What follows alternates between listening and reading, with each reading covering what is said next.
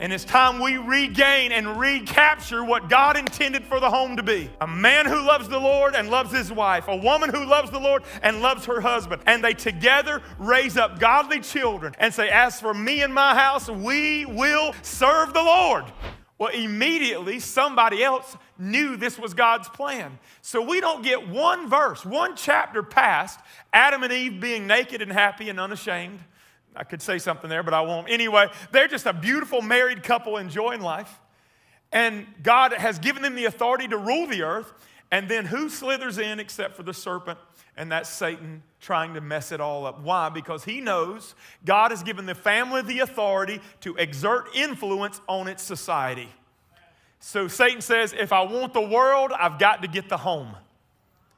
And part of my big conviction is this. I think the society we live in is broken, and society breaks down when the family doesn't hold up.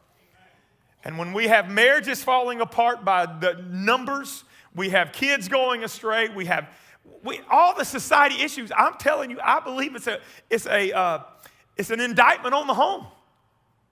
When you start looking at people too lazy to get a job and earn a living, where does a 24-year-old guy learn to abuse the welfare system? I'll tell you where, his mom and his daddy.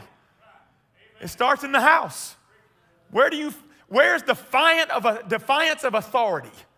Where does these 11-year-olds get off fighting their teachers at school and cussing out the principal at school? What's going on there? Somebody did not teach them to respect authority in the house. So now our teachers are having to worry about discipline issues instead of educating our children. It's a breakdown in the home. The pluralism in our country, all the world religions being accepted, the schools teaching all this mess, it started in the home. Our kids are learning all kind of crazy stuff out there because we did not fill them with the knowledge of the Lord when they were in the home with us. Sexual confusion, the transgender movement. That is not a government issue, a White House issue, or a school issue. That is a home issue. There's no way a 7-year-old is confused about whether he's a boy or a girl. He's confused because he thinks there's an option that the world is telling him. What is needed is a dad and a mom to step in the middle of that and say, honey, there is no confusion. You were born a boy, and a boy you are.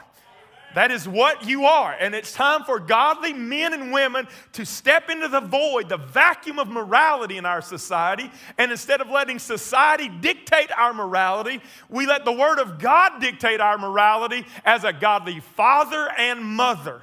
The home is responsible for so much of this. So much of it. It just blessed my heart. We were talking about, fighting the onslaught of immorality in our society one day in the transgender movement. And we had some teachers, I think it was at a private school, and they said, one day, boys on this side, girls on this side. And one of these little adolescents walked up and said, I'm non-binary. And I think it was great wisdom. I wouldn't have thought of it this fast. He said, honey, we don't do that here. And you know what happened? She went straight to the girls section. When they're not given an option to mess around with the craziness and chaos of this world because somebody had the authority and the moral credibility to stand on truth, they get in line. And it's not the teacher's responsibility to say, honey, we don't do that here.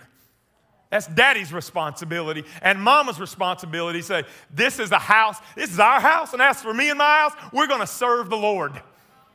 With that in mind, let's go to number 2, because number 2 is telling us that God instituted the marriage and the family. These are His institutions.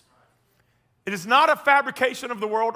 This is God's idea, God's innovation, God's institution. Marriage is God's patent. He's got a patent on it.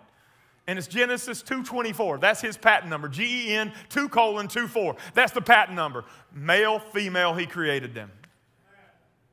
Mark 10:6-9, Jesus repeated these words about marriage. But at the beginning of creation, God made them male and female. For this reason, a man will leave his father and mother and be united to his wife. The two will become one flesh. So they are no longer two, but one flesh. Therefore, what God has joined together, let nobody separate.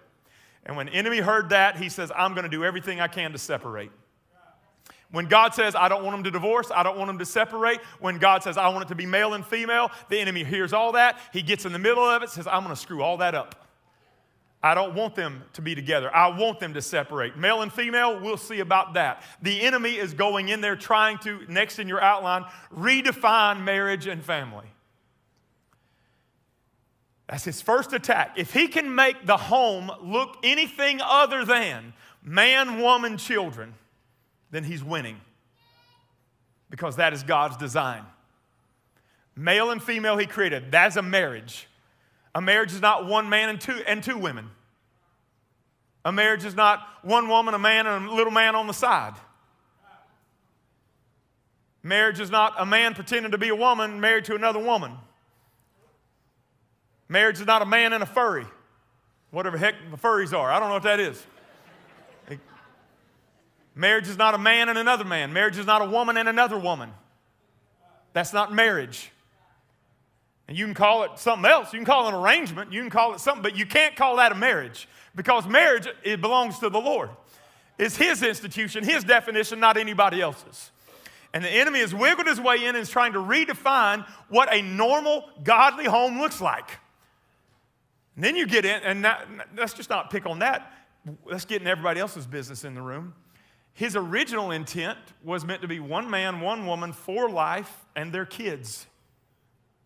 Not one man, two ex-wives, a current wife, 4 kids by the 2 ex-wives, and 1 kid by the current wife. And I know it's quiet in here because a lot of your families may look a little like that. And I'm not saying you're sinning or anything. I'm just saying it's not according to the original design. And if you're honest, there's a lot of complexities and complications that's in the middle of that situation because of all the tentacles reaching out to exes. God's original design for the family was not a single woman raising 5 kids with 4 baby daddies. That is not God's original design. If that's you, Mom, you can still live for the Lord and raise these children up in a way that knows the Lord. This isn't condemning. I'm just saying Satan has got in the middle of this thing and jacked it up. God never meant for children to be born out of wedlock and for kids to be raised in a home of fatherlessness. There's an epidemic in our society of fatherlessness. Kids being raised in a home where daddy ain't there. And if you go to the statistics, the majority of inmates in our prisons grew up in homes without daddy being there. And it's time we regain and recapture what God intended for the home to be. A man who loves the Lord and loves his wife. A woman who loves the Lord and loves her husband. And they together raise up godly children and say, as for me and my house, we will serve the Lord.